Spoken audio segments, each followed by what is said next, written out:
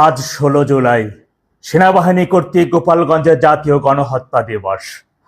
২০২৫ সালে আজকের এই দিনে সেনাবাহিনীর মধ্যে যে সকল বিহারির বাচ্চারা ঘাপটি মেরে আছে, ওরা আজকের এই দিনে গোপালগঞ্জের সাধারণ মানুষের উপর নির্বিচারে গণহত্যা চালায়। আপনারা জানেন, জুলাইয়ের শীর্ষ জঙ্গি ও সন্ত্রাসী হাসনাত ও সার্জিসরা গোপালগঞ্জের মাটিতে দাঁড়িয়ে যখন বাংলাদেশের মহান স্থপতি জাতির জনক বঙ্গবন্ধু শেখ মুজিবুর রহমানের কবরকে অবমাননা করে তার কবর উৎখাতের যে হুঙ্কার দিয়েছিল, এবং তারই প্রতিবাদে গোপালগঞ্জের সাধারণ জনগণ প্রতিবাদ মুখর হয়ে ওঠে। আর তখনই সেখানে থাকা সেনাবাহিনীর দল তাদেরকে তাদের ট্যাঙ্কে ঢুকে নিরাপত্তা দিয়ে সেই প্রতিবাদ মুখর সাধারণ মানুষের উপরে গণহত্যা চালায়। একে একে ৫ জন নিরীহ বাঙালিকে তারা নির্মমভাবে হত্যা করে। ভাইরা আমার, অত্যন্ত ঘৃণিত ও পরিতাপের বিষয়, বাংলাদেশের প্রথম শ্রেণীর মিডিয়াগুলো সেদিন গোপালগঞ্জের এই গণহত্যার বিষয়গুলো তাদের ফলাও করে নিউজ করে না, ডেভিল ইনুসের রক্তচক্ষু এবং তার ঘুমকির কারণে।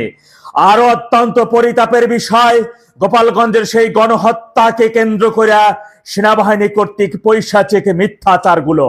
আপনারা জানেন, সেনাবাহিনী তখন সেই গণহত্যার বিষয় সম্পূর্ণভাবে অস্বীকার করে।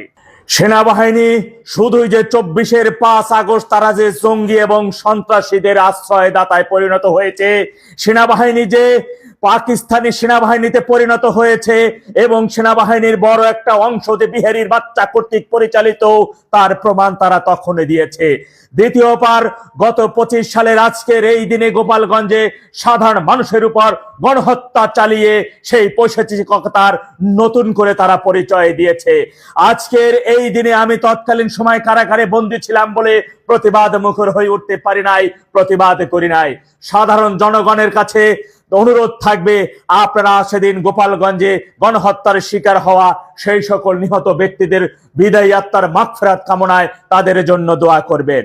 ভাইরা আমার, গোপালগঞ্জে সেনাবাহিনী কর্তৃক গণহত্যা দিবস উপলক্ষে সারা দেশে এরই মধ্যে আওয়ামী লীগের নেতৃত্বে সাধারণ জনগণ ১০০-র অধিক মিছিল করেছেন, প্রতিবাদ জানিয়েছেন, এবং সেই গণহত্যার সাথে সম্পৃক্ত থাকা সেনা সদস্য অর্থাৎ যে সকল বিহারির বাচ্চারা ছিল, প্রশাসনের মধ্যে থাকা যে সকল খুনিরা ছিল, যে সকল সন্ত্রাসীদের নির্দেশে গণহত্যা চালিয়েছে, তাদের বিচারের দাবিতে আজকে সাধারণ মানুষ প্রতিবাদ মুখর হয়ে উঠেছে। আওয়ামী লীগের সহযোদ্ধা ভাইরা আমার, আপনারা জানেন এরই মধ্যে বঙ্গবন্ধু কন্যা জননেত্রী শেখ হাসিনা কবে নাগাদ দেশে ঢুকবেন এবং তার বাংলাদেশ স্বাধীনতার সার্বভৌমত্ব পুনরুদ্ধারের জন্য তার সেই প্রতিবাদ মুখর বক্তব্য নির্দেশনা এরই মধ্যে আপনারা শুনেছেন। কিন্তু দেশ বিরোধী, স্বাধীনতা বিরোধী, বাংলাদেশের সার্বভৌমত্ব আজকে যারা হুমকির মধ্যে ফেলেছে, সেই সকল জঙ্গিদের প্রেতাত্মা অর্থাৎ খুনি তারেক, ফ্যাসিস্ট তারেক, এরই মধ্যে তার সেই হুঙ্কারে বিধ্বস্ত হয়ে তিনি সেই জঙ্গিদের নিয়ে একটি ঐক্যের ডাক দিয়েছেন। অন্যদিকে আবার দেখেছি পৈশাচিক মিথ্যাচার বিভিন্ন মিডিয়া দিয়ে ওরা নিউজ করানোর চেষ্টা করতেছে যে দেশে আসার ঝুঁকি নেবেন না শেখ হাসিনা। আবার তারা তার বক্তব্য এআই তিনি বেঁচে আছেন কিনা এই ধরনেরও বিভ্রান্ত তারা ছড়াচ্ছে। সেই সাথে তারা সাধারণ মানুষকে বোঝানোর চেষ্টা করতেছে বা বলার চেষ্টা করতেছে শেখ হাসিনা দেশে আসলে কারো কোনো রক্ষে নাই। এইটা সম্পূর্ণভাবে বিভ্রান্তমূলক। এরই মধ্যে জানেন, বঙ্গবন্ধু কন্যা জননেত্রী শেখ হাসিনা বলেছেন বাংলাদেশে আওয়ামী লীগ ফিরে আসবে সাধারণ মানুষের অধিকারের জন্য, ফিরে আসবে স্বাধীনতার সার্বভৌমত্ব রক্ষার জন্য, প্রতিশোধের জন্য নয়।